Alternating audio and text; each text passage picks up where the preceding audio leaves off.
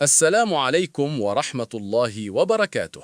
நிச்சயமாக சதக்காக்கள் ஜக்காத் ஏழைகளுக்கும் மிஸ்கீன்களுக்கும் தேவையுடையோருக்கும் அதனை வசூல் செய்பவர்களுக்கும் உள்ளங்கள் ஈர்க்கப்பட வேண்டியவர்களுக்கும் அடிமைத்தனத்திலிருந்து விடுதலை பெறுவோருக்கும் கடன்பட்டோருக்கும் அல்லாஹ்வின் பாதையில் போராடுவோருக்கும் வழிப்போக்கர்களுக்கும் உரியதாகும். இது அல்லாஹ்வால் விதிக்கப்பட்ட கடமையாகும். அல்லாஹ் நன்கறிந்தவன் ஞானமிக்கவன். திருக்குரான் 9:60. இந்த வசனத்தின்படி ஜக்காத் நிதியானது பின்வரும் 8 பிரிவினருக்கு பங்கிடப்பட வேண்டும். 1.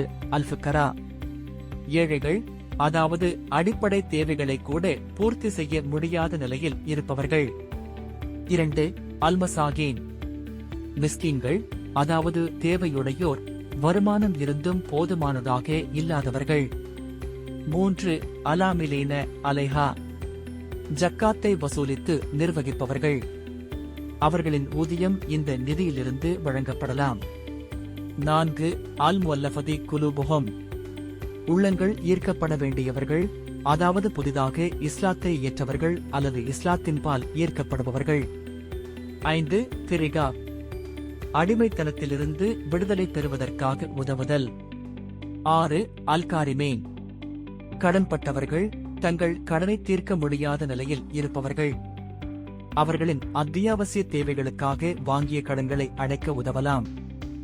7. ஃபீ சபீலில்லாஹ், அல்லாஹ்வின் பாதையில் போராடுபவர்கள், அதாவது இஸ்லாத்தை உயர்த்துவதற்காகவும் அல்லாஹ்வின் மார்க்கத்தை பரப்புவதற்காகவும் தங்கள் நேரத்தையும் உடைமைகளையும் அர்ப்பணிப்பவர்கள்.